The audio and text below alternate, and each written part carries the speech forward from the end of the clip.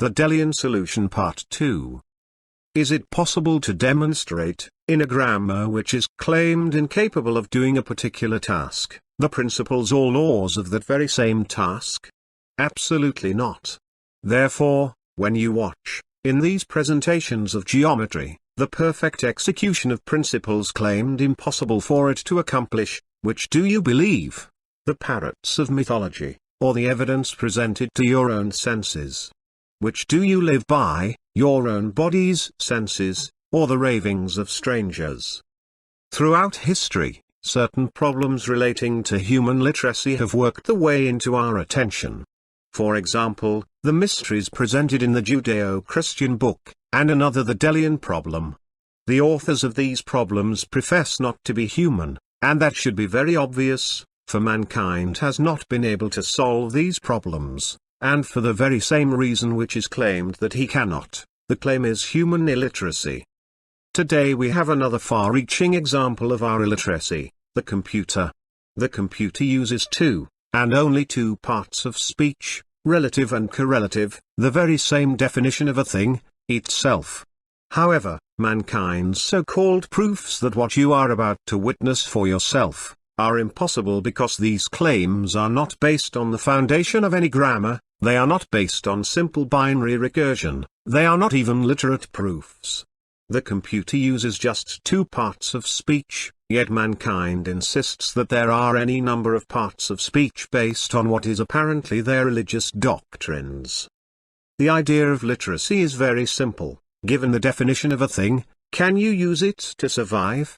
Can you use it to think and act correctly towards your environment? Man has not yet achieved that, not by a long shot. This presentation is then a visual example of simple binary recursion. When given two tools to write a grammar, what is the idea which allows those two tools, or rather, recommends them? It is clear that although we do not use either to work geometry in a computer, the idea behind them is still driving the whole of the grammar. The unit, produced with a straightedge, and the compass, showing a simplified method of representing its complete induction and, eventually if one learns, its deductions as well. No grammar system is based upon the tools by which we effect the grammar. Every grammar is based on binary recursion, the very definition of a thing and its uses. Every member of our grammar matrix is based on one of the four methods of utilizing binary recursion, just like DNA. All complexity is in their recursion, not in the definition of a thing being recursively managed. The advantage of geometry is upheld not only in the Bible, but by Plato as well, being established on a one-to-one correspondence with the definition of a thing, its two elements, relative and correlative, or again, point and line. It can provide us with visual paradigms of every possible thing.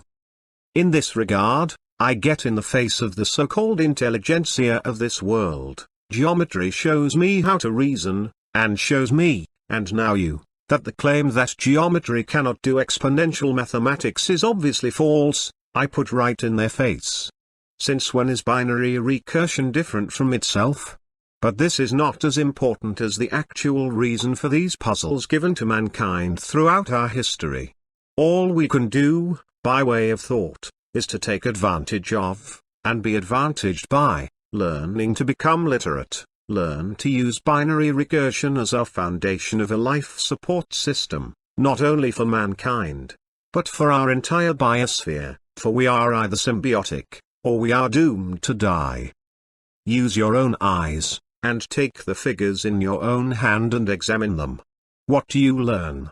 Or, are you like the parrots of hell, who cannot dig their way out of their own stupidity?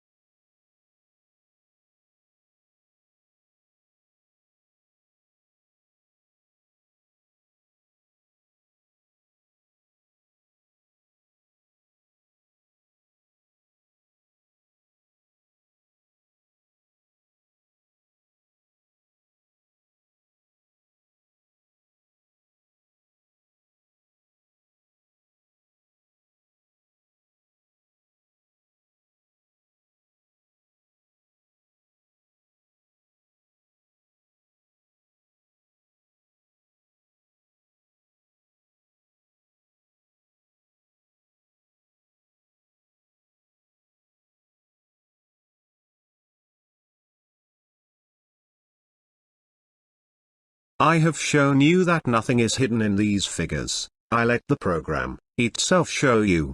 So, what do you think you can hide, when you imagine that these results are impossible as historically claimed?